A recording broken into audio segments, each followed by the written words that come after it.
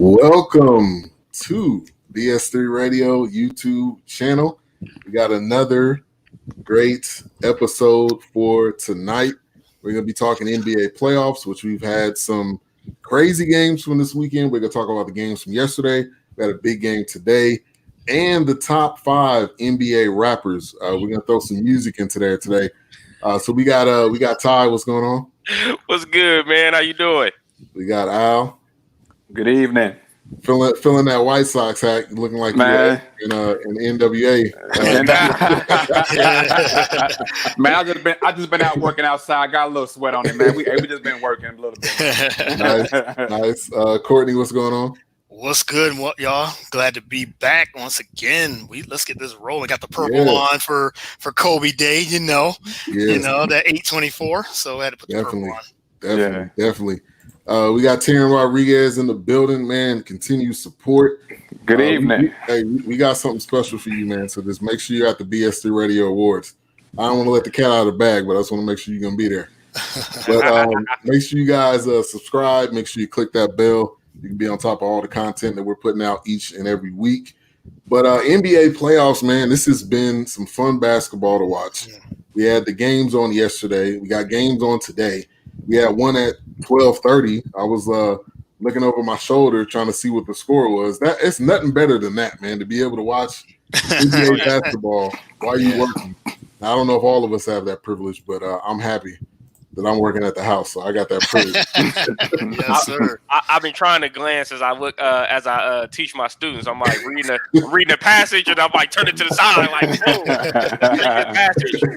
Right. I don't think it's worked really well though, but I'm trying. Yeah. But let's get to the first game that was yesterday. We had a couple sweeps yesterday too. The Celtics taking care of the Sixers. First of all, I'm not surprised. Second of all, another season goes by and the Sixers haven't reached their full potential, and that's just it's sad, but true. But I wanted to go to the person that's in Philly. So he's not a Sixers fan, but he's in Philly. Yep. Man, talk about this series. Joel Embiid was like, man, it's not a rivalry because we're getting whooped every year. And he's kind of right. Joel Embiid is right. So, I mean, like, give me your thoughts on that series. Where you seeing it going as a sweep? Man, I didn't think it was going to be a sweep, but me and Ty, we talked about this last week.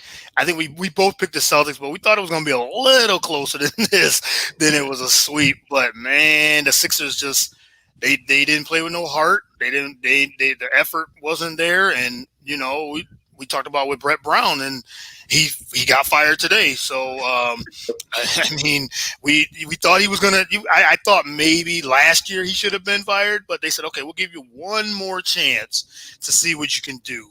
So Sixers had a decent year. They were up and down, great at home. Then we had the stoppage, but they were terrible on the road. So then they get to the bubble. And they struggle. They struggle right out the gate. They lose Ben Simmons. They can even change position with Ben Simmons. It still didn't work. So I think the Sixers, they just gave up on Brett Brown. I think they stopped playing hard for him. You could tell when Embiid was complaining about not getting enough touches. The chemistry wasn't there. They were on deaf ear with Brett Brown. I think a lot of the players felt that same way. I think Brett Brown knew if we don't get out of the first round, at least in the conference finals, I'm done. But then he made a statement earlier after, I guess it was right before he got fired. He said something like, I don't like confrontation. You're a coach. Like, there's gonna be confrontations, man. Like, there's gonna be confrontation with sometimes you're gonna be confrontation with your best players, gonna be confrontation with your team, confrontation with the front office. So I didn't get it. His coaching method was terrible. Like I said, they stopped playing hard for him. I mean, they've had a little big success, but I can say that the process was a big failure over the last few years, and it just wasn't. It just didn't work out. So I mean, Brett Brown, maybe he'll get another job, but he had no control, and he was a lame duck coach. I think D'Antoni's the same thing. If they get put out in the first round, which could happen too, he's a lame duck coach too. So yeah, I don't know where the Sixers go from here. They might have to trade Ben Simmons or Joel Embiid. They might have traded one of them.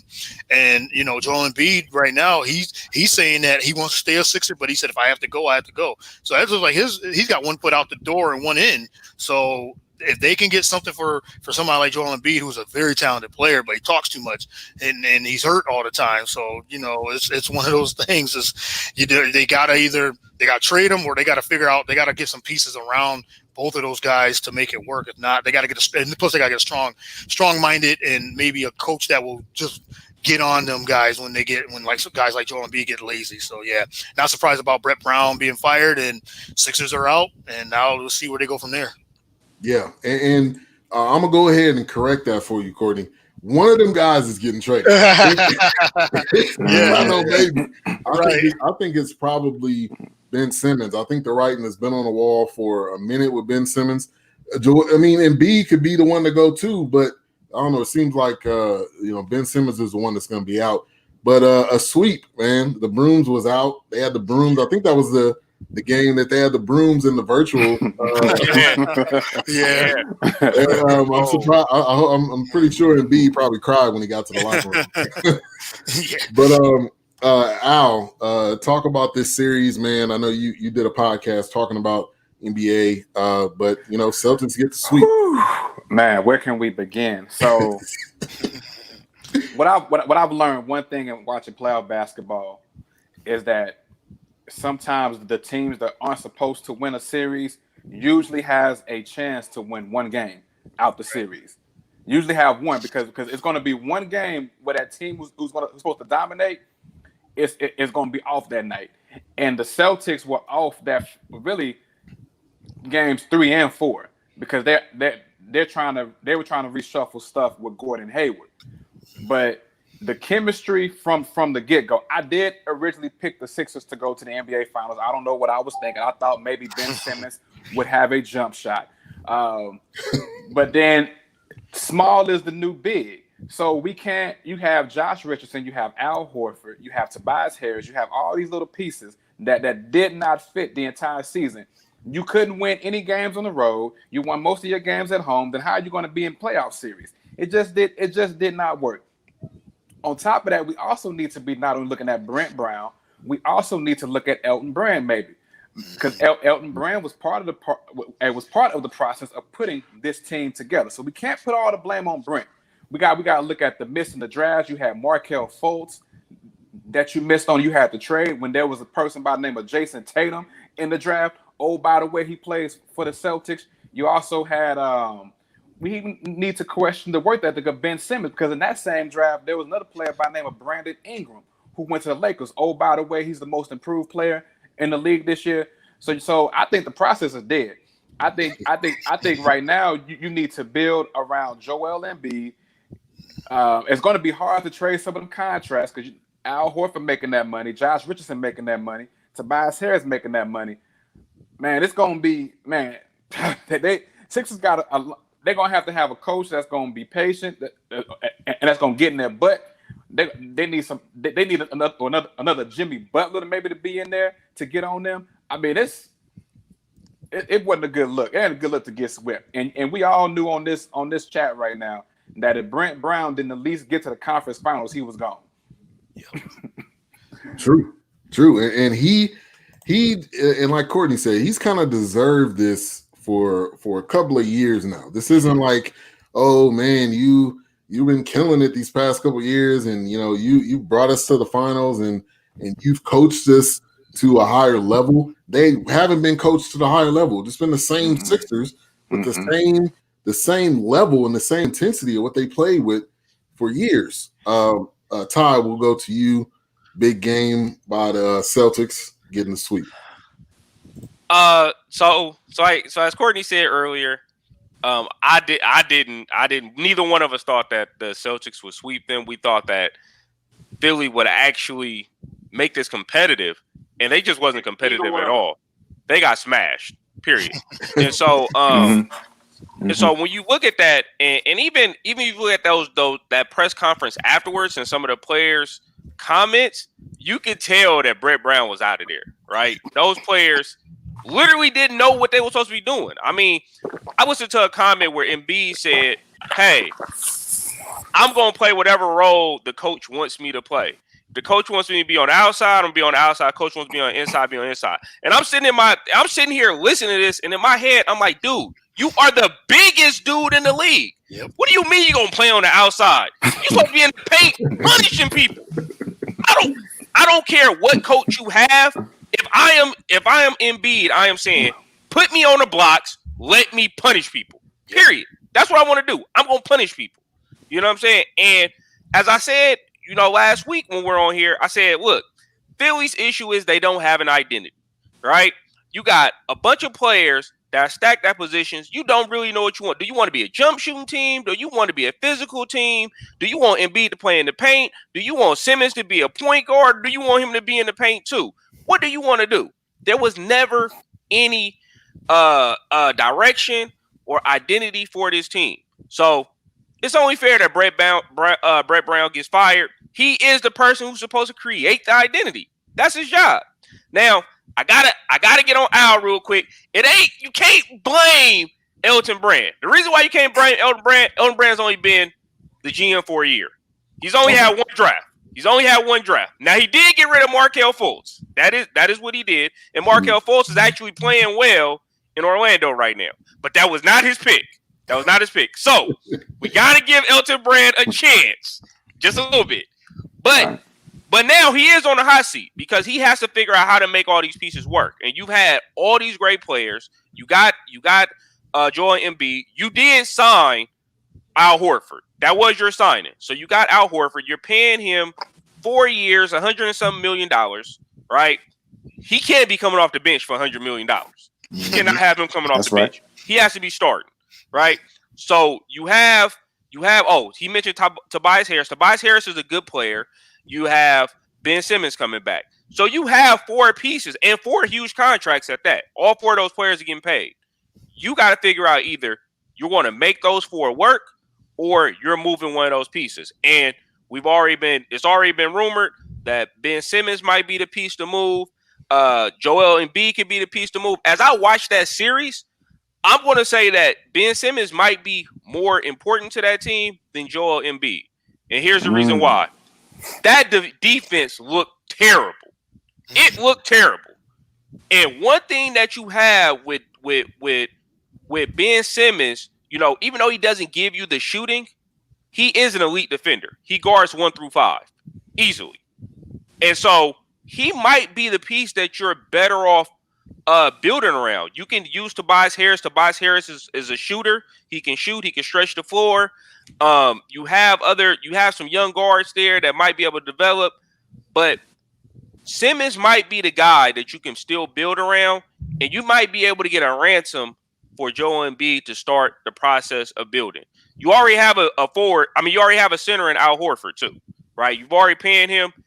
You trade Embiid. You get some picks and probably some players. You let Al Horford start on the side of Ben Simmons, and you see what you have there next year. That's possible. But I do think that Embiid might be the guy that's going to move. So I wasn't expecting to hear that, but Embiid could be the odd man out. Either way, the process is dead. Okay, it's a failure. It's a failure. Yes. You're gonna have to start a new hashtag. I don't know what that hashtag is. Maybe it's gonna be dead process. I don't know what you would call it. And don't forget, the Sixers traded. They got rid of JJ Redick. They got rid of Jimmy Butler. Yep. They got rid of a lot of good players, and Embiid even said that himself. So when he said that before Game 4, I was thinking to myself, okay, Brett Brown, you're gone. I mean, we knew that, but you are the scapegoat. Because when he said that, he said, because remember, Joel Embiid, he loved Jimmy Butler because Jimmy Butler got into them. That's why. Yeah. And I think the reason why Jimmy Butler left, because he probably thought, okay, Ben Simmons, he don't play hard enough. Maybe, I don't know if that's the case. Maybe there was some beef there. Who knows? We won't know. Jimmy just wanted to leave, but they should have they should have did everything they could to keep Jimmy Butler and or JJ Redick, because they needed those type of guys to get into the trenches with Embiid. And one thing else, Embiid too himself, he plays lazy sometimes. This guy, I mean, he's so talented, but he plays so lazy. He was the biggest player, he was the best player on the floor every game with the Celtics against the Celtics. You know, as great as Jason Tatum is, Embiid still should have been the best player every single night. And like you said, Tyon, he didn't get in that post and dominate like he should have. They were a small team. He should have punished them, and he just didn't do it. Yeah. You know, to add to that, and you pointed out that Butler wasn't there. Once Butler left, what you saw is a team that has nobody else who can create. Yep. Right. So you depended on Ben Simmons to be your creator. Ben Simmons goes down. You have nobody else to create. You have nobody else to get their shot except Embiid, which is ridiculous because that's your 7-footer is the only dude on your team that can get his own shot. That's a problem. That's already going to be a problem. Yeah. Yep. So, you know, they were destined to kind of fail. You know, Boston, you know, that guard play, that forward play, you know, Tatum, Brown, Walker, man, they just killed them dudes, man. They just killed them. They had nothing for them. Circles. Running circles around them boys. Yeah. They wasn't ready. I mean, you just aren't ready. And when it comes to the playoffs, you got to come in and you got to be ready. This is a totally different situation. No home court. You don't have any Sixers fans cheering you on. When you make a mistake, the Celtics were just ready. The Sixers were not. So let's move on to the next series, the next sweep that went down. And the craziest thing I've ever heard is that this was the first Raptors sweep in franchise history. Yeah. When I seen that stat, I was like, wow. First of all, I couldn't even believe it. But Toronto wins that series 4-0. I'm not even surprised, and we really don't need to spend that much time on this because Brooklyn had basically a high school JV squad out there. These guys they have some dude out there. I was like, who is this? And then, of course, it said Black Lives Matter on the back. I'm like, what is this dude's name? I don't know who this dude is. It was a struggle for Brooklyn. I mean, we all know Brooklyn is. This was a year that they honestly shouldn't have even made the playoffs, but they were able to get in the playoffs. Shout out to Jacques Vaughn, what he was able to do with his squad. It sounds like he's going to be on the way out because KD and Kyrie are kind of looking through the blinds, seeing who they want to come inside. So, but they scored 150 in that game too. So, real quick, let's just pass it around if anybody wants to add to that. But scoring 150, I think Al, you shared what the bench had. Did the bench have 100? You said the bench had 100 points.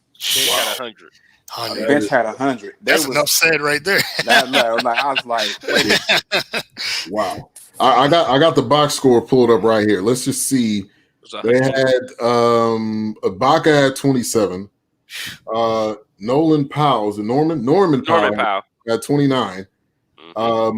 Matt Thomas, who is that guy? But he had 20. He had 12. And then Terrence Davis had 14. I mean, these Siakam had 20, and this was without Kyle Lowry was out after 9 minutes. It's going to be interesting to see what happens with that injury. And then didn't Chris Boucher get in the game too? He got in, I think, for a second. Yeah.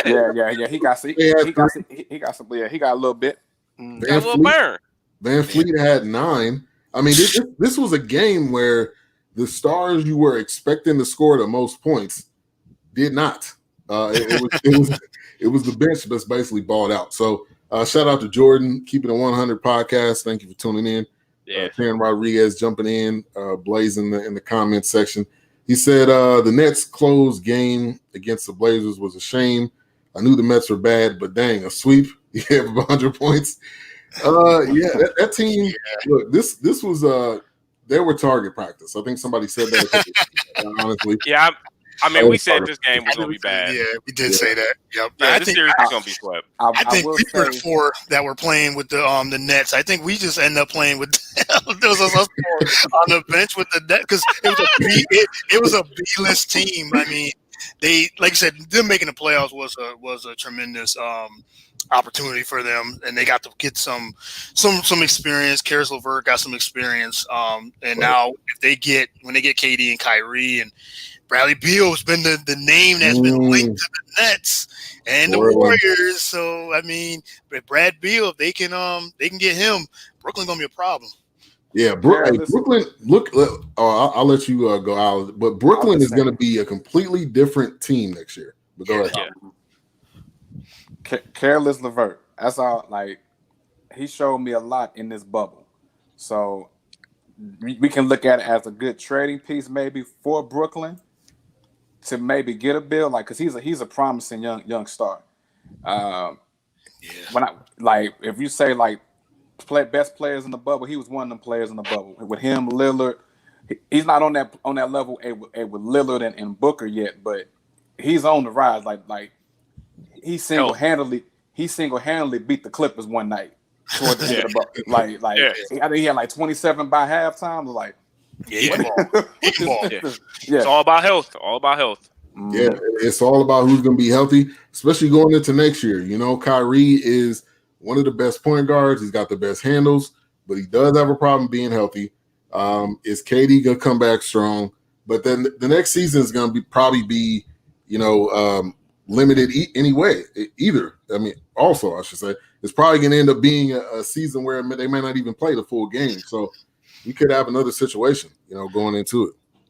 I was about to say, you already pointed out that Nets team will look totally different. I want to see who they end up keeping and who they end up moving. Yeah. Like I said, Caris LeVert, he kind of showed out. You still got Spencer Dinwiddie Dinwiddie is going to be there. What are you going to do with the whole Jared Allen and DeAndre Jordan issue? Jared Allen looks like a promising center. Really, really good defender. As I watched that series, even though they were getting trashed, they was getting killed.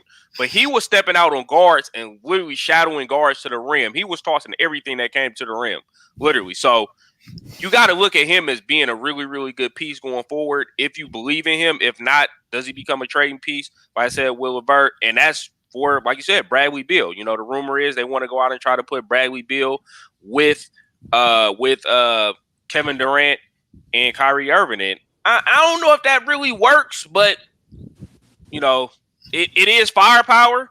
That backcourt to be small again. I'm always against a small backcourt. It's one of the reasons why I kind of like and hate Portland.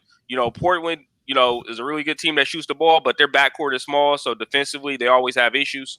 So we'll see. We'll see what Brooklyn does, but they do have some options this upcoming not summer. This upcoming December. Winter. What they gonna do? Yeah. This upcoming whatever it is. So let's get to one of the most important games of yesterday. You know what I'm about to say. Luka. That was my reaction. I'm watching the game and I'm like, okay, who's gonna have the ball? First of all, this kid abused. Who was that was guarding him? Was that that was Jackson? Jackson. Oh my God. He abused that guy. But they switched toward the end of the game because Kawhi was on. Yeah, Kawhi was on. Yep. And they switched, which was a huge mistake. Yeah, that was a huge mistake. Kawhi should have fought through that pick and just guarded up. Watch the switch. Isn't that basic? Isn't that I don't know, junior high school basketball? When it comes to the switch, with one of the best shooters on the floor. But anyway, Mavericks 135, Clippers 133, tied the series up. Luka with 43, 17, and 13. The only thing I'm gonna say is people are putting Luka in a legend category. We cannot do that, people. Okay, you cannot do it because look, he is no doubt he is one of the best point guards. No doubt. We got Tiger Park tuning in. Tiger Park show. He says Luka is a dog. I hope he stays healthy, but he is not a legend yet. Let's not put him in that category. He's a freak athlete. He has crazy handles. He's been playing the game for a long time. But Luka and this Mavs team has showed me that they can run with the big dogs. That was my biggest concern. I thought this was honestly going to be a sweep. A major part of this series, obviously, Paul George, PG-13, which is not looking like the PG-13 that we normally know. He's looking more PG instead of PG-13. But where is he? Where is he? Kawhi is doing everything Kawhi can do, but Kawhi cannot win this by himself. And then I want to make a point. Montrezl Harrell coming up to Luka. First of all, look, this is basketball. We're starting to hear more things that we normally don't hear because there's no fans. But I guarantee you, there's all type of trash talk that goes on. So I respect Montrezl Harrell for doing that, but I don't think that was really necessary because this is the NBA. We know trash talk goes on all the time. But the Mavs took care of business. It's 2-2. This is without Porzingis. This is the other part of this, which I don't know. I don't know how major this injury is. You know, he's already had knee issues, surgeries, and all that. But I'm impressed. That's the main point that I wanted to get to. Ty, we'll go to you. Talk about this game-winning shot in Luka. I mean, that shot was beautiful, man. You know, I knew he was gonna pull it.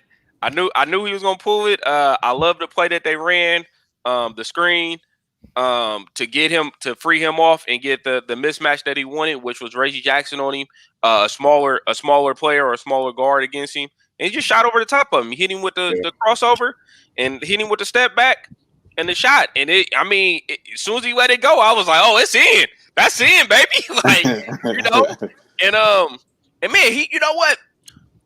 People are criticizing.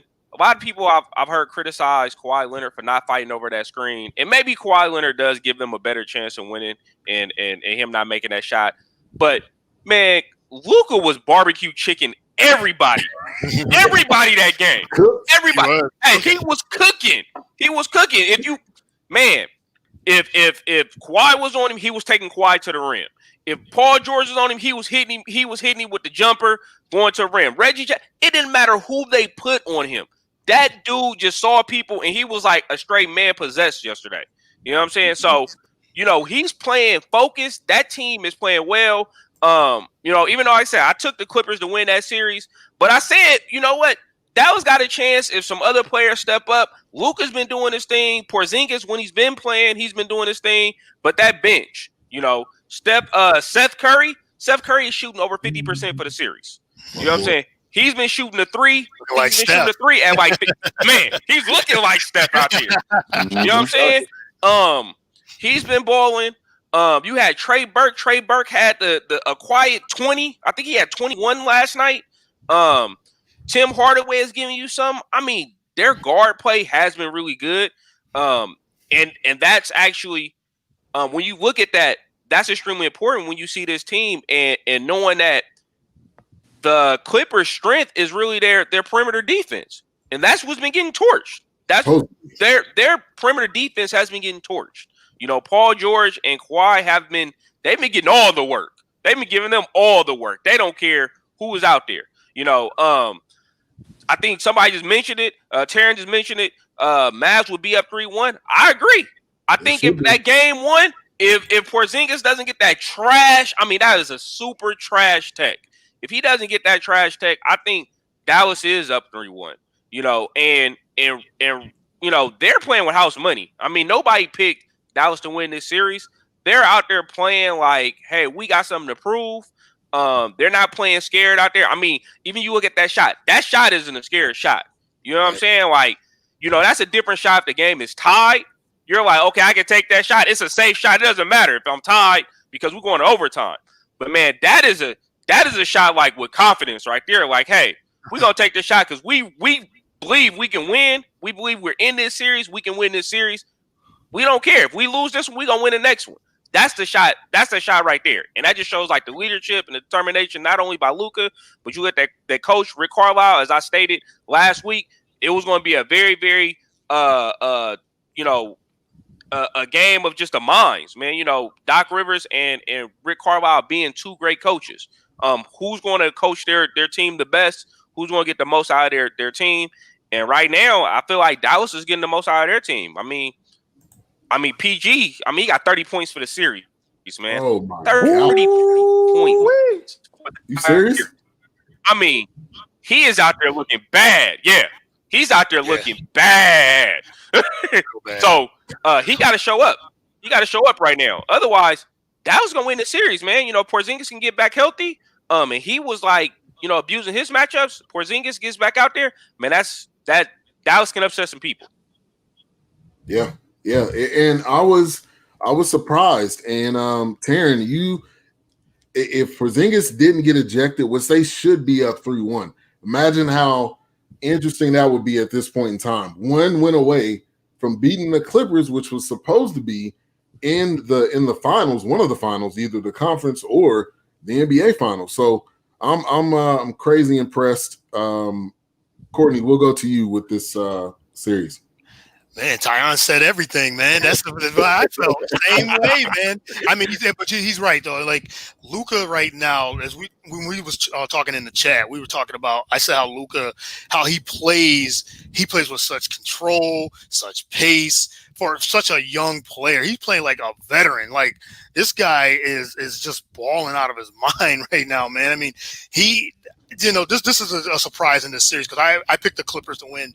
I think I picked them in 5 or 6. So, but I knew Dallas was going to get a game or two, but Dallas should be up 3-1 because they have dominated the Clippers in every aspect of the game, man. I mean, they're beating them with the half court, they beat them in transition, and as you said, they're cooking those guys they're cooking them offensively. They're just tearing them up, and the Clippers are supposed to be a really good defensive team. They got 3 of the top 5-6 defenders on the perimeter. I know Pat Beverly hasn't only played 1 game, so you can make an argument for that. But Kawhi and Paul George, they're getting torched. I mean, Paul George getting torched on both ends of the floor.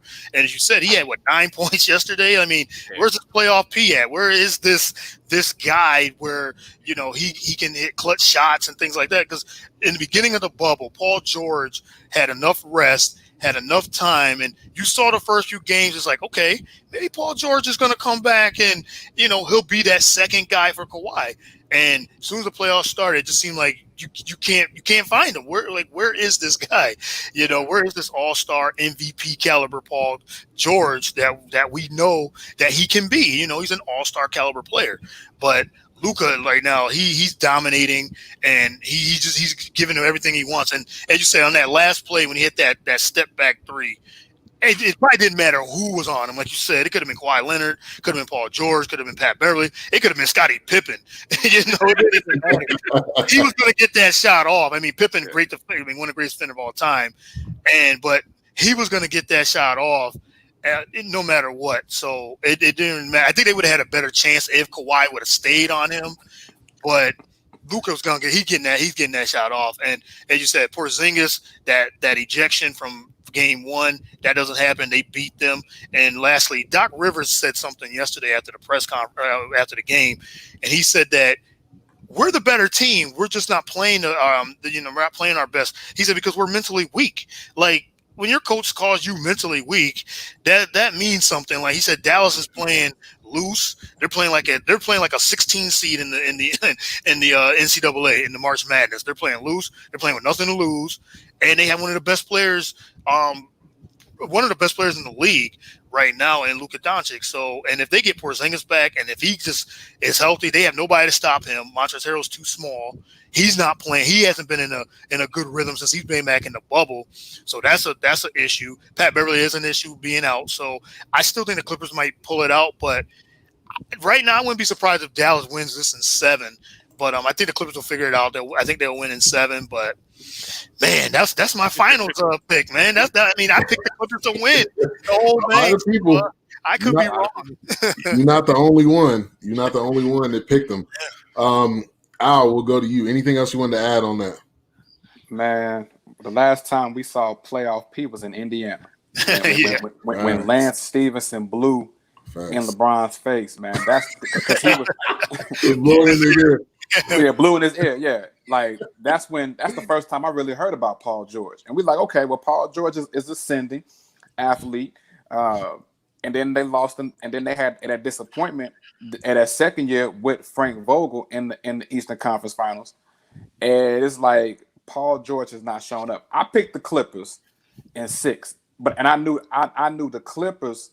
It was going to be a tough series with Dallas, but I didn't know like they would have this many struggles. This series could easily be 3-1, and the player that has impressed me the most is Kristaps Porzingis. Maybe I haven't seen him enough, and I know you all talk about in Dallas being that the Mavs struggle finishing games, which they do, But man, they closing games right now. They making sure that they close it. That they might be down by 15, 20 points. They get back in the ball game and they pull it out. But Kristaps Porzingis right now, in my opinion, is the key to everything. If they get Kristaps Porzingis back for this next game or for the rest of this series, man, the Clippers are in trouble. Like, you got a 7'3" gentleman stepping out, hitting 3-point shots, getting in the paint, getting bullying Harrell in the post, getting what he wants to get, and then Luka, gets whatever else. But Kristaps, man, they get him back, and then you got Tim Hardaway playing very well. You have Seth Curry, you have Trey Burke, who is like a second coming to Trey Burke. Like, he was like college. He was like college Trey Burke. He remind me of Michigan Trey Burke. Michigan.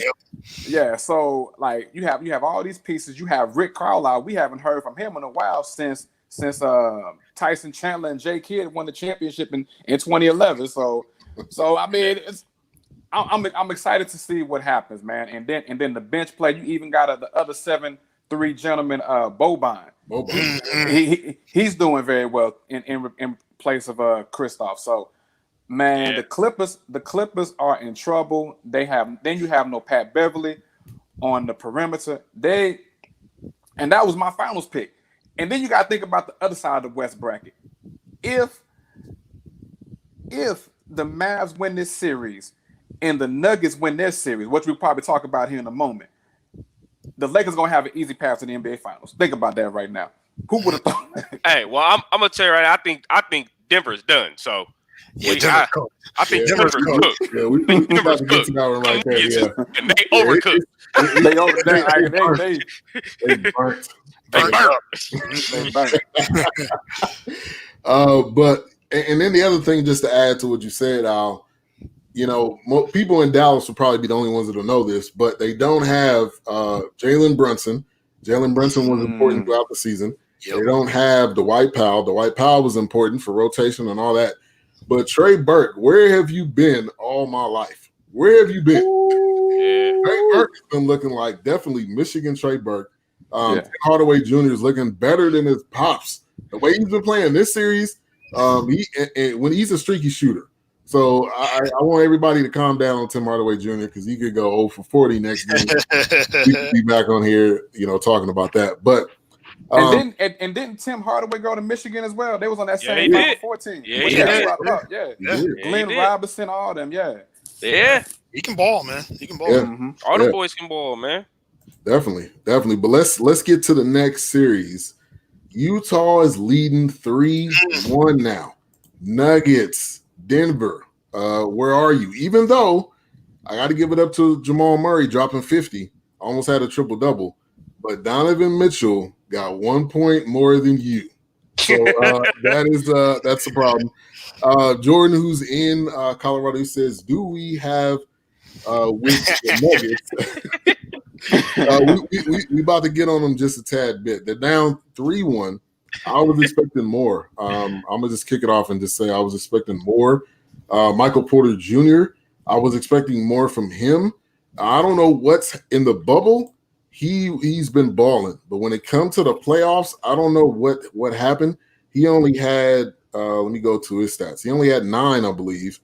And that Joker and Jamal Murray was the 2 top scorers, but Donovan Mitchell just looked better. Clarkson had 24 off the bench, played 27 minutes and had 24 off the bench. I mean, I don't know what else you can ask for with a guy coming off the bench, but I'm disappointed. Courtney, we'll go to you. Yeah, I'm the same. Disappointed with Denver, man. I thought I had Denver at least get to the second round.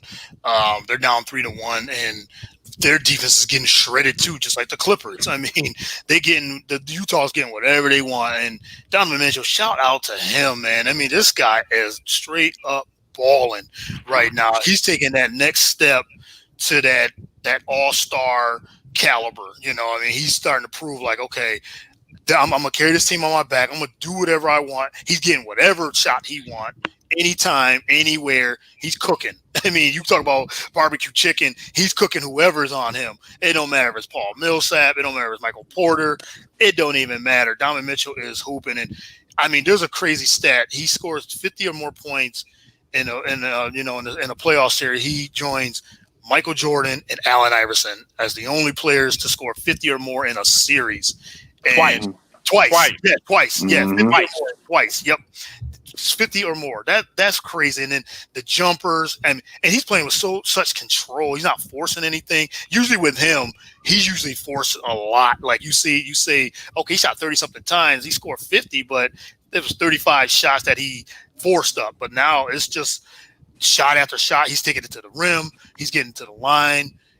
He's doing everything he wants, and like I said, he's putting his team on his back. And they didn't have Mike Conley for the first couple of games either. So now they got Conley back. They're looking like a team that can be dangerous. And right now, I must say, Donovan Mitchell, he maybe besides Luka, he might be playing the best basketball in the playoffs right now. Not the whole bubble, but the playoffs right now. Because like I said, the 50-plus points twice, and that's saying something. So Utah, like I said, they're going to win this. They're on the verge of winning this series. Denver's been a disappointment. I don't know what's going on. Jamal Murray's playing well. They're just not. Jokic is playing well, but they're inconsistent. That their efforts seem like it's inconsistent. It seemed like they played harder this last game, but Utah, they're just getting what they want, and they're on the verge of getting to that second round. Yeah, and I definitely see it happening. They play tomorrow, I believe, play game 5, and I don't see any reason why they're going to go in and take care of them. Coming back 3-1, we already know how difficult that is in anything, in any sport. So I just don't see it happening. Al. In the great words of the TNT crew, gone fishing. This is going to be a 5. I call it even better, a 5-game sweep. Because they played terrible. They played terrible this whole entire series. And this is Donovan Mitchell without Mike Conley the first couple of games. And so my prediction was, okay, Denver in 6. They're not going to have Mike Conley to be the pilot of this team. But once again, man, like we got to give credit to Quinn Snyder of Utah and his coaching. The guy who was injured out, was it Bogdanovich who was out for the year? Bogdanovich. Yeah, he was out for the year. And that was a major blow. And so for these guys to come together, and Donovan Mitchell's in his 3rd year, and he's even ascending to another level. We've been talking about Dame and what Dame is going to do and Luka, but we cannot forget about Donovan Mitchell and what he has done. And he's putting Utah on the map right now, saying, hey, do not forget about us. Y'all talking about Kawhi and Luka and playoff P ain't doing nothing, but what about me? What about playoff D right now? We about to come up in here. And so we will see Utah in the second round. The question is, are we going to see Dallas or are we going to see the Clippers? Is the question right now. And the way Utah playing, man, can't nobody stop them. The way that they're playing and how they just shredded Denver's defense. Yeah, and they stepped it up. To me, the playoffs, as you go through each year, it's always about going to the next level. Can you go to the next level the next time? And this Utah team has, frankly, just been able to take it up a notch.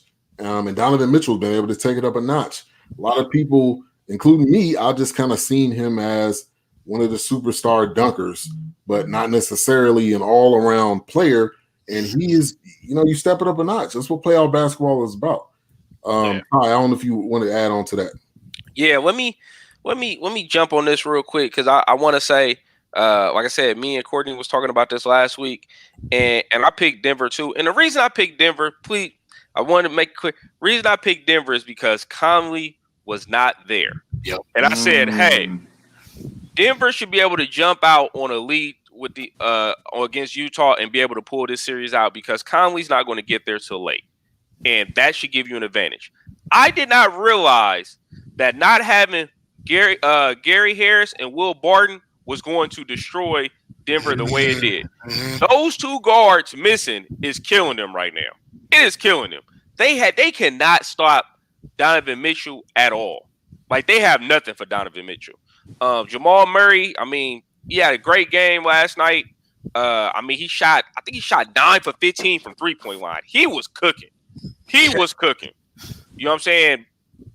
Denver playoff records all across the board, and they still lost. Right? Like, I mean, Utah is just the better team, man. You know, overall, Utah is the better team. With Denver not having those two guys, you know, they are the better team, literally. And there's nothing that they can do about it. You know, they can go out there, they can throw whatever they want. I mean, you know, hopefully Mike Malone change it up a little bit. You know, I hope he get Noah Vonleh some run. He's a very good defender. He's not the great offensive player, but you need defense right now. You got to stop somebody. You can't stop nobody right now. So maybe you need to switch it up a little bit. You know, give, you know, Michael Porter, kind of unleash him a little bit. You know, they curtailed his minutes this last game. But the first couple games, he actually played well. So you gotta switch it up a little bit now, but I don't think they got anything for Utah. Utah's gonna run away with the series. They might, like I said, it might be a gentleman's sweep 4-1. But Utah will be playing somebody in the next round. Yeah, I agree. And we got the comment from Taryn. When it comes to the bubble in 2020, anything can happen. We live in a world and unusual things have happened in sports, everything. I mean, hey, hold on, man. I wish I had the Kawhi laugh track that I use on. Man, you can't toast the Raiders like that, man. Come on, man. Vegas Raiders. The Vegas Raiders. So those were the games from Sunday. One other thing I wanted to add on when it comes to the Mavs is that Porzingis is got some cojones, if you will. Okay, he's standing up to Montrezl Harrell. I think they end up getting into that scuffle. I mean, but like, I don't remember seeing this in New York. I just remember him trying to figure out his way. But it seems like he's like figured out his way.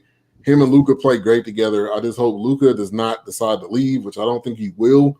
I think they got a good relationship. You know, with the coach and everything. So we'll see what happens going forward. But we have games on today that we have going on. Bucks go up 3-1. I'm not surprised there. And then we have Thunder tying it up. Yes, sir. And Schroeder dropping 30. You know, James Harden's going to put his in. You know, there's no surprise there. But CP3, I mean, the point god, as Ty would say, had 26. Point god. Point god. He's doing his thing, man, and he's doing it in a role that I'm sure he probably did not want to be in. I'm sure he didn't want to be in a role where he's having to kind of train and get people and be point coach and all of that stuff. But to tie it up 2-2, I'm surprised. That's all I got to say. But Courtney, if you wanted to add on to this Rockets and Thunder tying it up. Yeah, I mean, me and Ty, I think we both picked the Thunder in 7 last week. So when Houston jumped ahead 2-0, you know, I was like, okay, let's see. I'm a little scared because I'm like, okay, Houston playing without Westbrook and they doing this. You know, they're hitting shots, but it proved again with Houston. They live by the 3, they die by the 3. Like, I think they was tied at halftime in this game, and then Houston hit their first 8 threes in the third quarter, something like that. And then they went 3 for 20 something, I think, the rest of the game. Right there from 3. But there's your story right there. And Houston, it just goes to show you what type of games they have. You know, they shoot so many threes, and then if they hit them, they're good. If they don't, in the small ball, it doesn't work. So, you know, Chris Paul just showed why he's an MVP candidate this season. He's a mentor. He got back to being that point guard, as we said, and that's just the way, you know, he's got these guys playing really well. Steven Adams and Gallinari. These guys are playing extremely well, and they're not afraid of Houston. They're bigger. I think they're a little bit more athletic in certain areas too. So I'm not surprised that OKC had tied this series. So we'll see what Houston does when they make the adjustments. And they definitely need Westbrook back just to have a remote chance to beat OKC. But I still got OKC winning this series in 7. Ooh, okay. So you're saying even if Westbrook comes back? If Westbrook comes back, that might be a different story. But I gotta stick with my prediction, man. I gotta go with gotta stay with OKC. I think they got enough pieces to contend because Houston's gonna go on one of these droughts where they're gonna miss 15, 23s and they can't recover from that. And they try to shoot them. They shoot their way in the game. They shoot their way out of a game. So then that's what they did in this game. They shot their way out of the game and it was over. So it's possible because Harden and Westbrook are gonna be like they're gonna okay, we're down. Or we're going to just jack up a bunch of shots. We're going to miss a bunch of shots, and then we might lose. So I think that's what could happen. But we'll see. I mean, Westbrook, he's an X factor, so it'll be a big boost for Houston when he comes back healthy. Yeah. So I mean, we'll see. And the other thing is, man, D'Antoni teams don't win. When will we ever learn this? Run and gun, man. Winnable ownership. They see D'Antoni and they just start freaking out like, oh, we got to get this guy. What has he won? Can somebody please tell me that? What has this dude won? I don't like to just rag on people, but the dude has not won anything and they just keep dragging him along every time. Because if he gets fired from Houston, I guarantee you within a year, he's going to be coaching somebody else. And you know what the result is? They're not going to win. He'll coach the Sixers. That'll be the move. That would be the move. Now they'll win a whole bunch of games. They'll win a whole bunch of games. They'll make the playoffs. Who knows? They may make it to the Western Conference Finals. I mean, the Eastern Conference Finals. But that's not changing anything. Al, we'll go to you. D'Antoni on the hot seat as well. If they don't get out this first round, he gone and Morey, Daryl Morey. Yeah. You need to go too, both of them, because you are living and dying by the three. You have no post. You are too small. All you're doing is jacking up 30, 40 threes a game. You're gonna have your hot moment, then you're gonna have your cold moment, and that's important to have. Your Westbrook. Westbrook needs to go ahead and just come back right now to go ahead for any chance in to close out this series. I did on my picks, I did pick Thunder in 7 because of one person, the point guard and Chris Paul, because of Steven Adams with his size, because of Dennis Schrader, and because of Gilgeous Alexander. And those 3 guards of Alexander, Schrader, and Paul, they'll be able to help this team and get them to where they need to be. When they're not playing up to potential and Houston hitting threes, that's it. But, man, if D'Antoni, when they first hired D'Antoni, I'm just shaking my head what did he? I had to think for a moment. Hey, when Ben was talking about what has he won, I'm like, yeah, what has he won? They went to a Western Conference Finals. Steve Nash won an MVP, but they didn't win no championship ring. He went to New York. They didn't do nothing. He went to LA. We know what kind of disaster that was. So he comes to Houston. And it's just not working, man. This philosophy of this running shoot type thing, and make it exciting in regular season, but then postseason you're not doing nothing. And then that's another team. They got all this money on the books right now, and you have nothing to show for it. Yeah, Thunder in 7. I'm sorry, I'm not gonna beat a dead horse on this one. But if they do not get out, they traded Clint Capella too to Atlanta. I don't understand that move either. So now you literally have really nobody down there, man. So Thunder in 7. I'm sticking with that. Thunder gonna find a way to get this rolling, because this and unless you bring Westbrook back, and if you bring Westbrook back, it'll be a little bit tighter. The series will be tighter, but I'm still Thunder in 7, man. Yeah. We got a note, and we got Cornell Watkins. Thank you for tuning in. That's my daughter's godfather. Good guy. He said the Houston Rockets are the classic example of insanity. Facts. Do the same thing, expect a different result. And D'Antoni is the same thing. Right. Of insanity. If you look up insanity in the dictionary, you can see D'Antoni, and you can see him shooting the three. And you see him going like this or something. And you know, they said it's classic because now the Rockets can't blame the Warriors for their if they lose in the first round. Like, we got to beat the Warriors. We got to beat the Warriors. Well, you can't do that. You better keep running into a team that we can't beat. Can't beat OKC. Now, how about that? It's your fault. Ty, I know you're already agreeing with Courtney. Anything else you want to add to that? Yeah, man. You know, like I said, I agree with both of these guys, man. You know, OKC is playing their type of basketball, and as long as they play their type of basketball, they're in this series, right? The first two games they got away from it. They were shooting the ball way more than they typically do, so they were settling a lot of jump shots, a lot of 3-pointers. These last two games, they'll focus more on getting to the rim. Shea has been more aggressive going to the rim. Of course, Chris Paul, he's got the mid-range going. I don't know if you guys watched that game today, but Jesus, man, I love his mid-range game. I love point guards who can just do it all, right? But especially that mid-range. And he just sets you up, like, right between that 20 and 23 feet, and he just hits you. And it's like, I swear he, like, rarely misses ever, right? But, I mean, they got it going, man. And you know, with Westbrook coming back, it poses a different threat.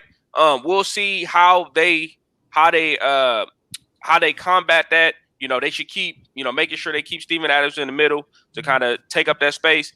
You know, OKC is good as long as they don't give up the open three. And that's what's been killing them. They got to stop giving up the open threes. They got to be able to switch a lot faster. But like I said, I took OKC in 7 simply because Westbrook wasn't going to be there.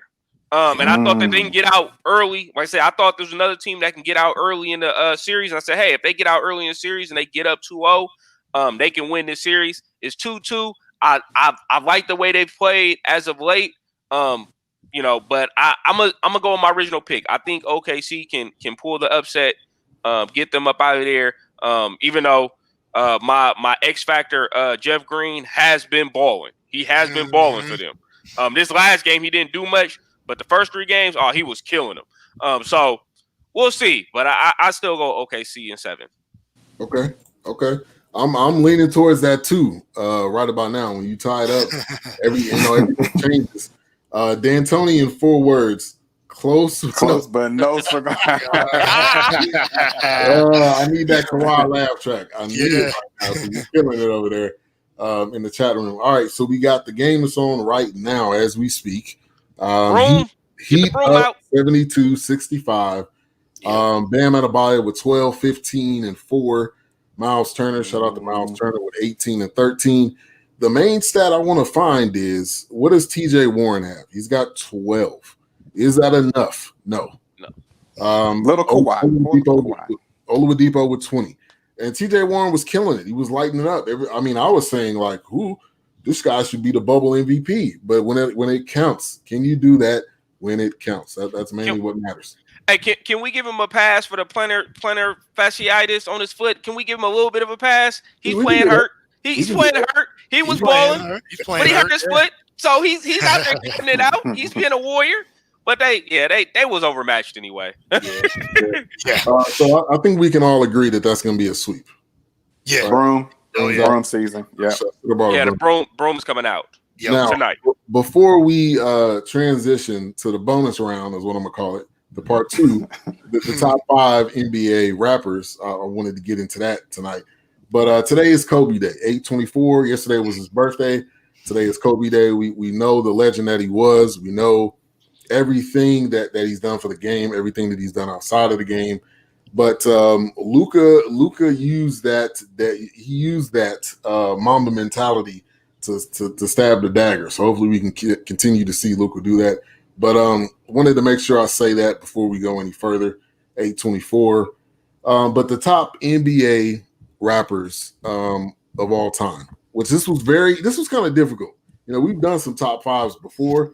This one was a little bit difficult because I only knew a couple of them, honestly. So I had to kind of look it up. I was listening to some music while I was working. But I'll go with, let's see, who wants to go first with their top 5? Ooh. I'll go first. Go ahead. So my top 5, I'm going to start with number 5. I got to go with Bubba Chuck. Played with the 76ers. We already know. He had one album. That one album, I don't even know if it actually came out. All I remember is me and I think this was when I was in college. Me and my college roommate had the bootleg that we had that some dude was selling out in the front of the corner store, and we ended up having it. But this was the reason why his album was the reason why David Stern decided to change it up and give them a dress code. Mm-hmm. And also, he probably kind of put a stop to music coming out by NBA players. But I got to go with AI. 40 bars. Go back and listen to that. Yeah, his flow, his delivery, and with some NBA rappers, it's like, it's like this is something that I'm trying to do. I'm bored, so I'm gonna start rapping. That's what a lot of rappers have been doing, right. I.e. Lonzo Ball. But anyway, y'all better not have Lonzo Ball on your list, or else I'm about to roast you. AI. I had him at number 5, even though he didn't really have, a long-term career. He didn't have a whole bunch of albums or whatever. Right. I got to go with AI at number 5. Number 4, Iman Shumpert. Shumpert, this dude, I was looking at his album covers like this guy, I could pick that up at old school at Tower Records, on the shelf. Look it over and be like, man, this dude is creative. His wife is Tiana Taylor, so he's already got a music bug, going on with him. But, I had to go with Iman Shumpert. He's got one album. He's got a couple EPs, singles. He's got a good flow, good delivery. It looks like this is something that he could do as a career if he wasn't playing basketball. My number 3, y'all may not know who this. You may not even know this dude can rap, but Marvin Bagley the Third. Marvin Bagley the Third, and also he went at the King of the Hill, Dame Dollar, who's this dude putting out mixtapes. He just put out one last week, live from the bubble. I don't even know how he was making a mixtape. Off his phone, probably. Live from the bubble. Live from the bubble. But Marvin Bagley, this dude has 3 albums. Okay, 3 full albums. I'm not talking about mixtapes. I'm not talking about a single with an extra track. I'm talking about this dude got 3 albums. He had Tory Lanez on the track, which Tory Lanez is in a little bit of hot water, but that's a whole other video. Ooh, hot. He's versatile. He made a track that made me want to start a business. I mean, he was like motivational track he had. Also, we're doing the diss tracks with Dame. If you wanted to go up against the big dog, which is Dame right now, I got to give him props for that. So I'll put him at number 3. Number 2, I got to go with Shaq Diesel. Shaq Diesel, his flow, his delivery. The dude has songs with Wu-Tang. The dude has songs with Eric Sermon. He has songs with Phife Dawg. I mean, like what he was able to do with rap, I don't know if any of us have really seen before coming from an NBA player. Also had a platinum album. I don't know any other NBA player that had a platinum album, so I got to put him in number 2. And then number 1, I think you know it is Dame Dollar, which dollar actually stands for something. I don't know if y'all knew this. I'm gonna pull it up real quick while I'm talking. But dollar actually means, it's an abbreviation for, I'm gonna pull it up here in just a second. But 3 studio albums. The guy has had Lil Wayne on the song, Jeremiah on the song, Ozzy on the song. He dropped live from the bubble when people was like, dude, how'd you even make an album? Like, I mean, like the dude is on a whole nother level when it comes to this rap thing. This is a hobby for him, but on the flip side, he could actually do this as a career and could probably sell a million records. I mean, I think he's got that skill and that ability to be able to do that. So I got to go with Dame. He is not afraid to battle rap someone. He is not afraid to diss Shaq. He is not afraid to diss whoever. He will go up against anybody. And then, so dollar stands for different on levels the Lord allows. So that's a dope acronym. If y'all didn't know that, shout out to Wikipedia. Wikipedia is always the most valuable source and the correct source, psych, for Let me read Terrence before we go on. He says Shaq, Meta World Peace, Kobe Bryant, Dame, Allen Iverson. I try. You good? You good? I'm okay with that list. Now, Kobe was wonderful at basketball. Was he great at rapping? Not too much. Not, but it's Kobe Day, so you got to put him in there. I understand. All right, Ty. We'll go. Look like he's spell checking your list. Who, me? Nah, man. You know, mine's is probably very, very similar to yours. You know, I probably switched a couple people back and forth. I would have Bagley number 5. Okay. I have heard some stuff by Bagley. Kind of got a nice little flow there. After Bagley, I would say Iverson.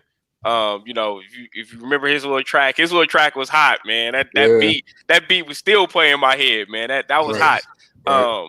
And that was literally when, like, with his whole aura, like his whole like gear, the way he was looking, and then the bars and stuff like that, it just all went together. So kind of caught up, you know, it was like it matched the time. Exactly. You know, number 3, Amon Shumpert.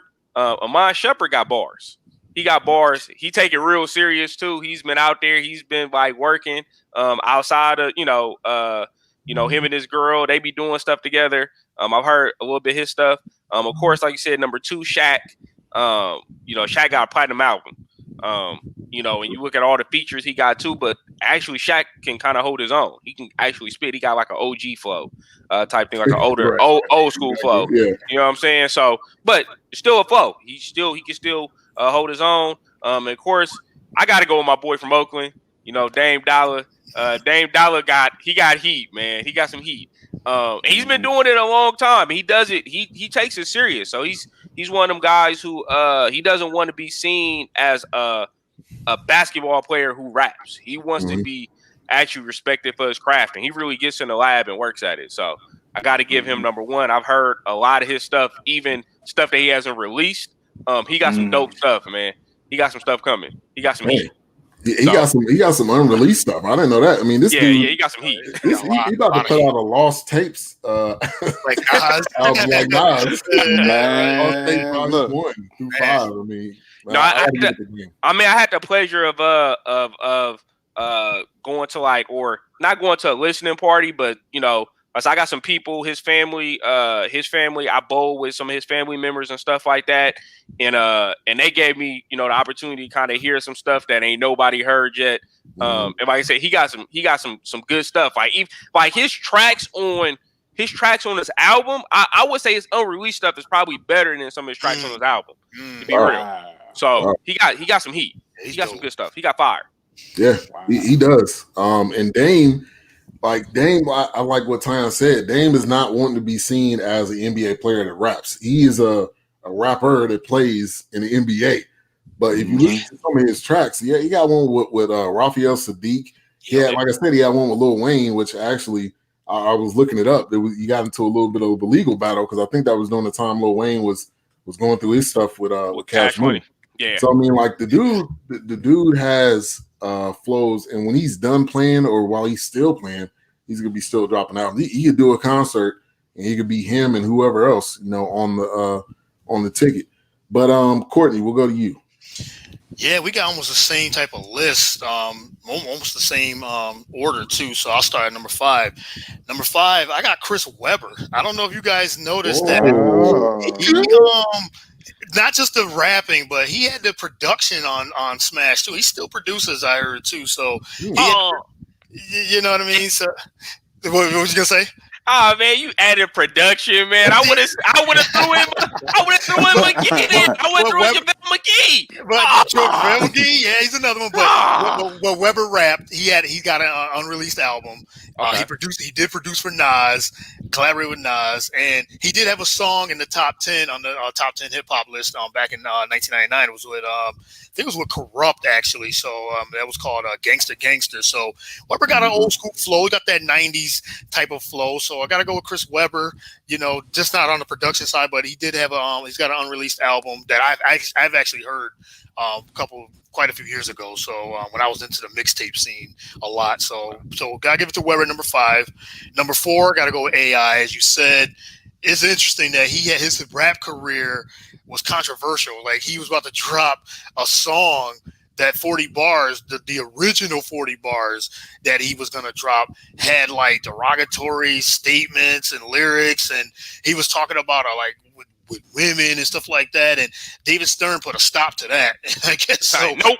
Yeah, he's like, nah. He said, you can't be dropping this. So I guess now the 40 bars that we hear now is totally different from the 40 bars that he did not release. So, but Iverson, he had a quick-witted flow. He was smooth. He had his rhymes were witty, and then his verse on that that commercial with the AI fives with Jada, man, that beat, man, and Jada. We know about Jada Kiss and his flow. And that voice, but AI had his own, he had his own with Jadakiss, even though that was a Jadakiss commercial, should have been, but it was for the AI shoe, so the sneakers. So I gotta give it to AI because he was one of the first rappers besides Shaq to really drop an album. I don't know if his album went platinum, but that single 40 bars you said was a really dope single. So I gotta go AI at number 4. Number 3, we talked about him, Iman Shumpert.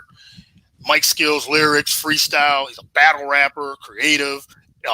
This guy, like he doesn't just take that as as just a hobby. He really puts in the work, and he's real serious about it. And he will battle rap anybody. Like that's how good he is. I mean, he's that good. And he remember he was in a Kanye West video as well, just chilling. Him and Tiana Taylor just chilling in one of Kanye West's videos. So Kanye co-signed before Kanye got crazy. He co-signed Iman Shumpert. Iman Shumpert got a lot of nice flow. So I got to give it to him at number 3.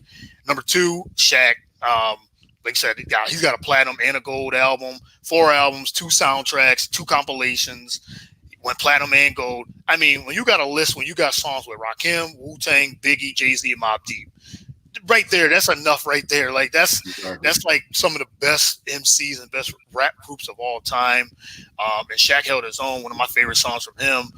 He's got 2. We got the one with Biggie, "You Can't Stop the Rain." I mean, Shaq held his own with Big, man, and you can't really say that about a lot of rappers that held their own with Biggie, and Shaq actually did.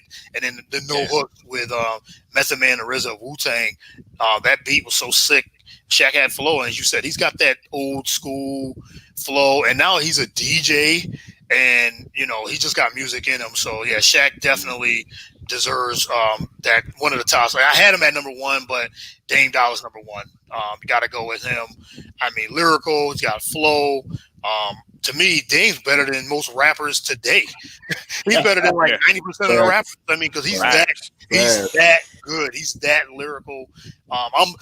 When we grew up in the 90s, I was all about the lyrics, the flow, the wordplay. Dame's got all of that, and he can freestyle. He's versatile. He's a storyteller, and he even said himself, he's not just a rapper, he's an artist. And I got much respect for Dame Dollar. So I was flipping in between him and Shaq, but Dame, he dissed Shaq, he crushed Shaq on their battle too. And then he said Marvin Bagley did try to go at him, but Dame whipped him too. So I gotta go with Dame Dollar as my number 1. All right. I'm cool with that list. I thought about Chris Webber, but then I thought about his commentating. I just decided not to. I decided not to look into it. But it is official. He is the Booger McFarlane of NBA. Yes, he is. He is. But anyway, he can produce, though. I mean, the guy got some heat. Definitely. They ran out of people. They had Chris Webber that was like, look, who do we bring into the bubble? Because once we bring him in, you can't go out and in. So they decided to bring him in there, and you see what happened. But I did want to add on to what Courtney said. He is doing DJing, DJ Diesel, which check out this series on TNT. It's called, I think it's called Shack Life. He's got his show. He playing not Coachella, but Lollapalooza, doing DJing across the country. Like whatever Shaq does, which one thing I've learned about him is a dude takes serious. Like I'm not just doing this because I don't have anything to do. I'm doing this because it's a challenge and I want to conquer something.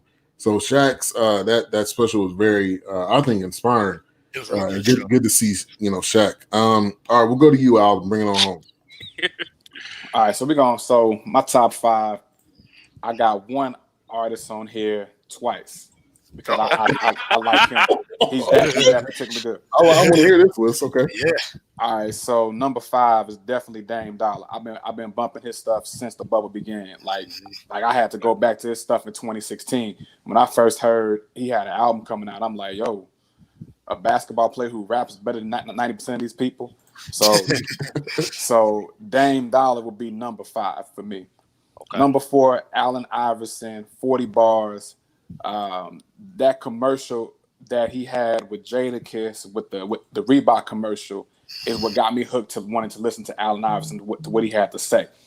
And he was part of the reason why David Stern said, well, we got to go ahead and put a dress code because there's too many y'all up here with do-rags on, gold looking like rappers. Yeah. Looking like rappers out here, man. No, this is a business. So number 4, Allen Iverson. Number 3, we got to give it to Shaq. When you have a platinum album, 4 albums, and then now he's a DJ. Like you said, Ben, earlier, everything that Shaquille O'Neal touches is going to win. Like, literally, TNT analyst, DJing, rapping. If he even came back out with an album now, I think people will go out there and go support and go buy the album. Oh, yeah. So Shaq is number 3. I'm going to give y'all something that I'm surprised y'all did not put on y'all list. Master P. Master P and no limit. Okay. I got to give credit to where credit is due. The business side of Master P, the hustle and how he, he played preseason ball, but the hustle of selling stuff in his car, and now he's a mogul. Him and his son out all over the world doing business.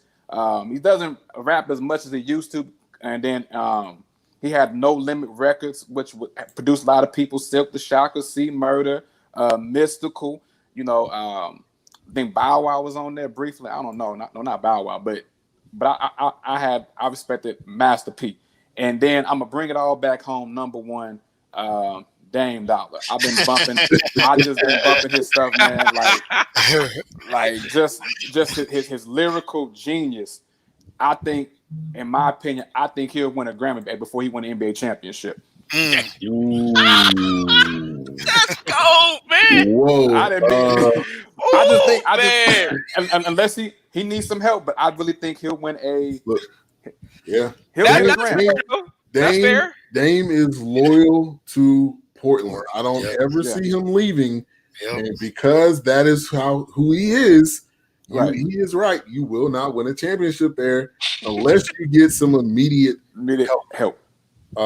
Even though he has CJ McCollum, even though he has Caribbean Mellow, I don't know. I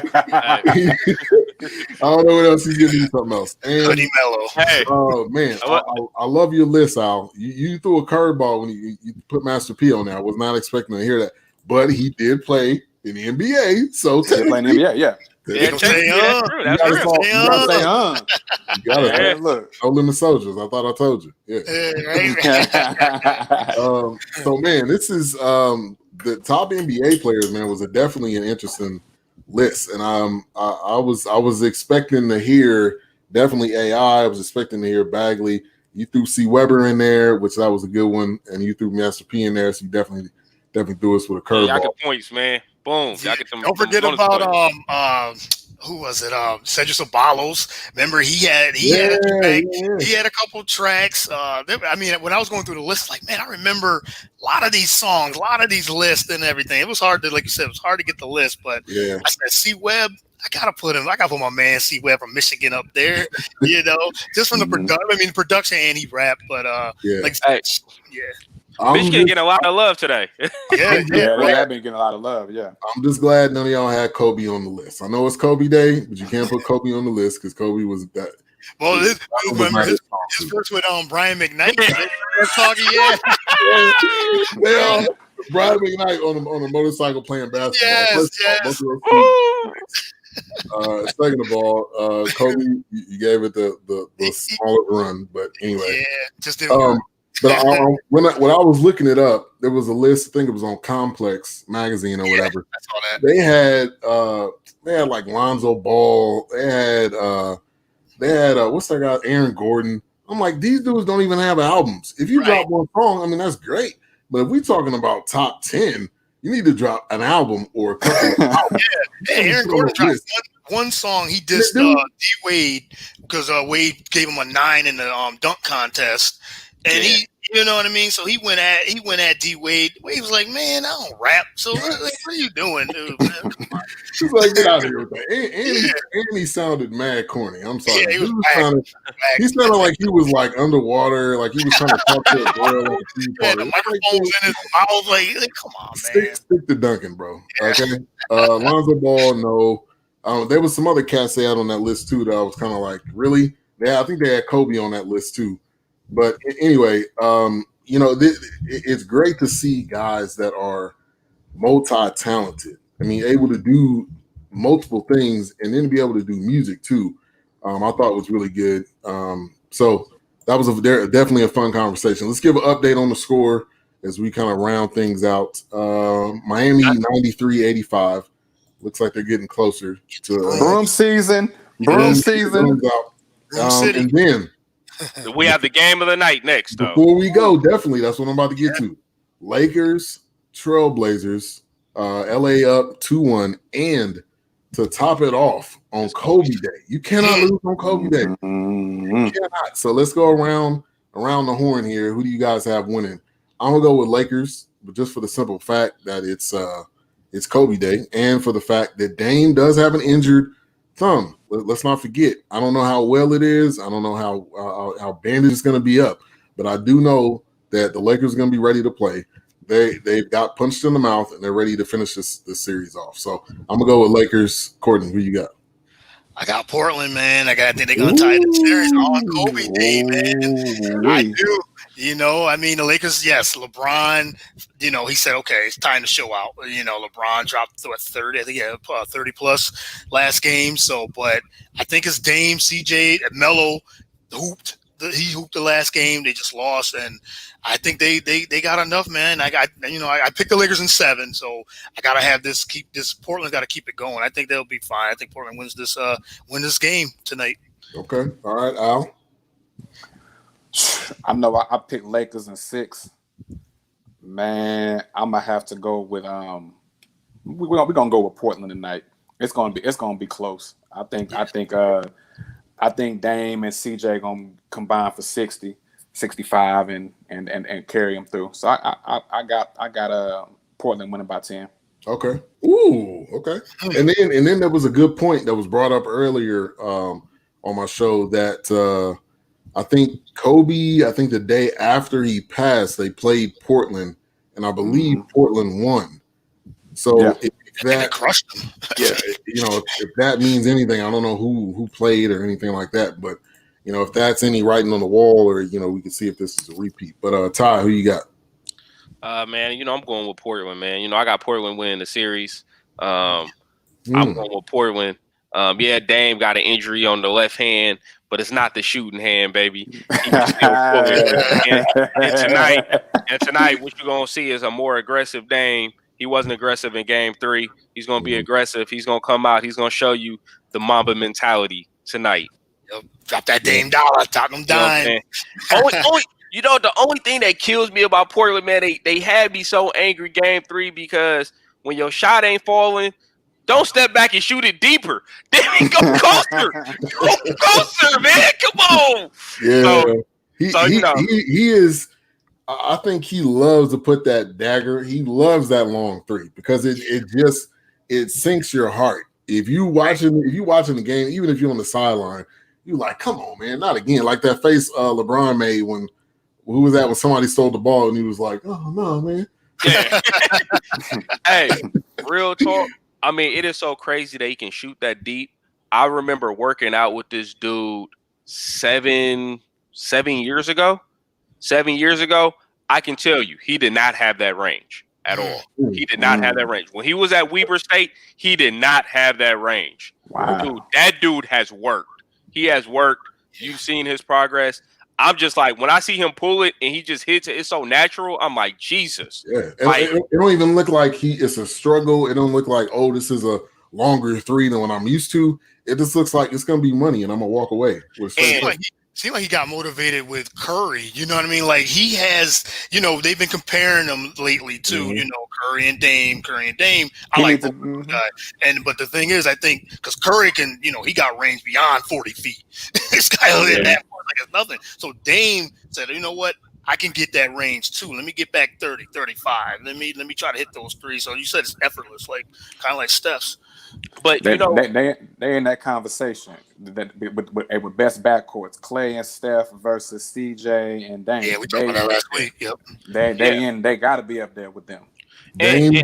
Go ahead. And I was about to say, Dame started shooting that shot more out of necessity, and I think he's turned it into a weapon now. Like he got that set out. He started shooting out of necessity because of all the double teams he started seeing, and not being able to split those double teams initially, right? And him being able to shoot that, he just started pulling it. He just said, "Forget it. Yeah. Whenever you try to double team me that deep, I'll just pull it and I'll hit it." Yep. And because of that, he's actually started seeing less of those double teams because he can shoot that. And now he's starting to kind of like, now he just does it like, yeah, I could do this whenever I feel like it, and you can't stop me. So I love it, man. I love it. And I'm saying it's different from Curry because Curry kind of does it. Curry does it on a heat check. He doesn't shoot it that deep all the time. But when Curry gets going, he'll just be like, heat check. Let me see what I can do. Let me just throw it up. My 12-3. Let me pull up from 30. So, and I think Dame is one of those guys that plays up to people disrespecting him or his team. And when he gets disrespected, when he gets compared to somebody he doesn't think, he's like Jordan with that. He holds on to grudges. I guarantee you, whenever they play the Warriors again, he's still going to have that grudge. He's still going to want to beat them. He's got that Jordan-esque type, I think, mentality with that, is that he doesn't like to be like this upcoming game. I think you're definitely going to see an overly aggressive Dame. But even when he's aggressive, it's not like I'm going to shoot something, I'm going to be erratic, or I'm going to try to shoot a shot where it's something I can't make. It's just pure confidence. And that's the greatness of Dame right now. Shout out to Jerry Reese. Says, I don't care who wins as long as it isn't the Lakers. Can I add? My boy said, I packed for 3 months. I didn't come here to waste my time. That's what he said. Yep. So, wow. He put y'all on notice. He put everybody on notice. And if Melo get going like Melo, like we said this, we all been talking about this. Melo now as a third, fourth option. And this point in his career is what he needed. Yes. Like Melo can go out there. If Dame and CJ ain't got it going, Melo can be like, okay, I can still score. I can get on the block. I can hit the mid-range jumper, and I can hit that three. I can still give you 30. Don't get me wrong, man. Melo still can be hoodie Melo if you want to be. Yeah. And it's pretty much all but over. The brooms are out. Heat sweep, Heat Nation. Gone fishing. Gone fishing. Pacers. And look, I don't know what the Pacers need to get back. I mean, You could say Paul George, but Paul George will not help them. They need help. They need to be healthy, man. You got to see this team fully healthy. No Sabonis. No, TJ Warren got hurt. We seeing Oladipo just coming back from the injury. I just want to see them healthy, see what they can do, and then it'll be better assessed. But they were a really good team. I thought they would give. They gave Miami a challenge. Nobody expected them to win against Miami. Miami has too many defensive forwards, but we'll see. Going forward, they get some draft picks in, get some better players, some more players to build around that team. And please let Nate McMillan stay there. Just let him stay there and develop that squad. He's been doing a great job. No power to do. Yeah, can we please give this dude a full 4 years that you would give someone else? Can we please do that for him? Brett Brown. Yeah, man. but see, Nate McMillan is different. Wherever he goes, he's winning. All right, he's winning. That's what I mean. Yeah. Like he's turned teams around. If we go back to Seattle, then he went to Portland, and he don't really get the shot. Like Nate McMillan is probably one of the most underrated coaches. And people don't talk about him.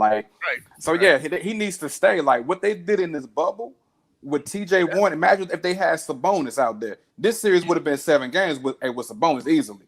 Yeah, and they got the 5th seed. They still got the 5th seed, you know. So like you said, even without Sabonis, they still played well. They had a really good season. So yeah, I think they'll be fine moving forward. Yeah. So we'll have to do.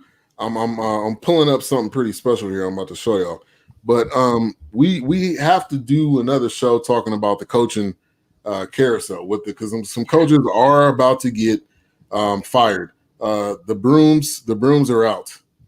They're there.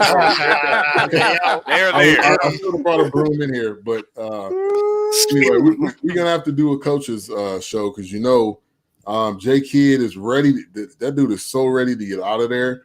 He looks so like I don't want to be here, but I'm here because I need to get some type of experience or something. I ain't got nothing to do. I don't know what but J Kidd rapped. I don't know how good it was. Yeah, he did rap too, but I don't know. I don't remember, and I didn't look it up. So maybe that's some homework for all of us. But man, great show tonight. Glad to be back. We got the Fantastic Four, the Four Horsemen, whatever you want to call it. My dad stepped out on this one because we're talking about the rap, but I'm sure he'll be back next week. But great conversation as always, man. What you guys got going on this week, Courtney? My anniversary this week, man. Thursday, 15 years. So gonna be celebrating the whole weekend. That's it. No show this. Well, I might drop a show on Wednesday, like a bonus show, just to get some content out. But no show on Saturday.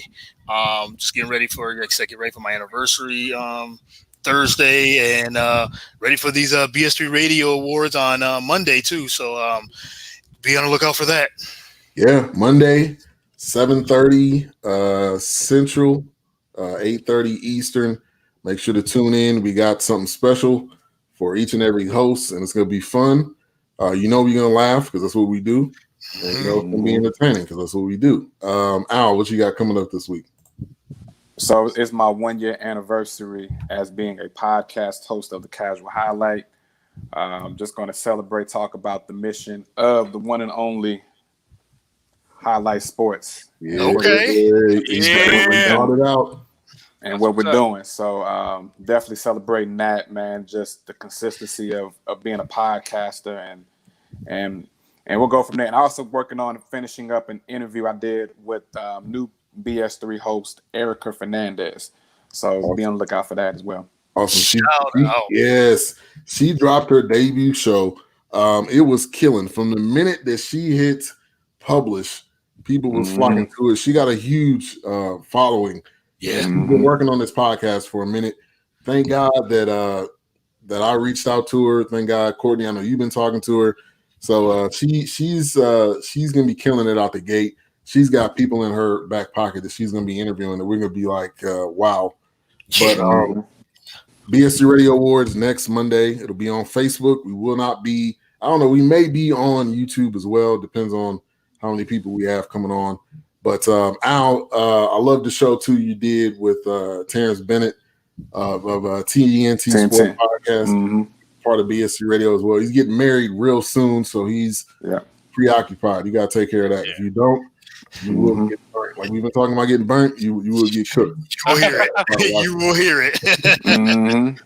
But Ty, what do you have coming on this week?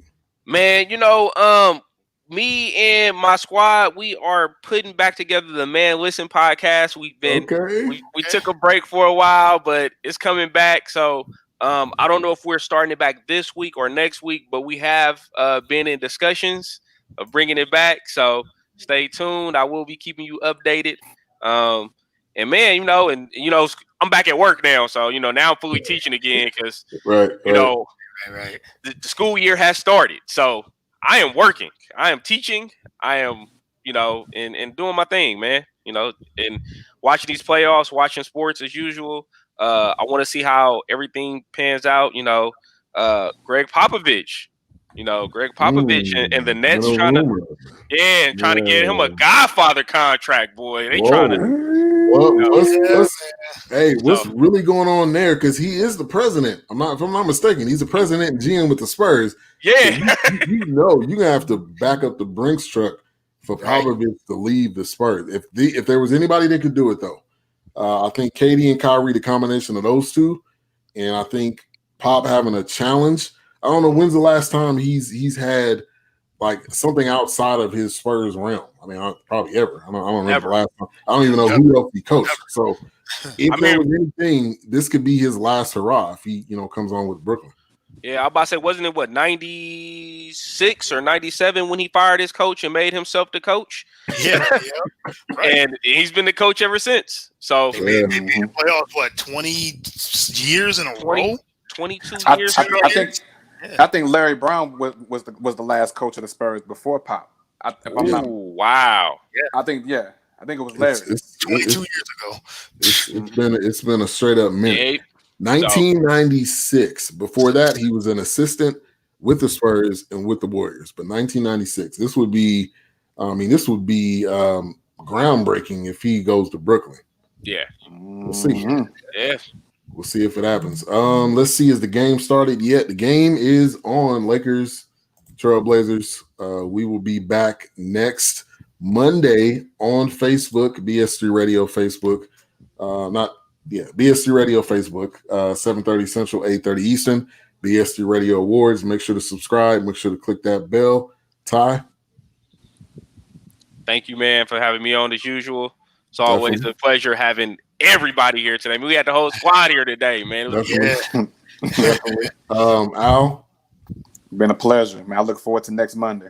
Definitely. Courtney? Same. Looking forward to next Monday. We like Voltron, man. We form like Voltron and come together. Yeah, come together like Voltron. But yeah, it's a pleasure, man. So thanks again. All right, Taryn, thank you for tuning in. Let me go through a little roll call. J. Ray, thank you for tuning in. Carnell Watkins. Who else do we have? Jordan came through. Tiger Park. Appreciate you guys. The comments, the love doesn't go unnoticed. And you guys are what helps this thing keep moving. So peace. Have a good night. Peace. See ya.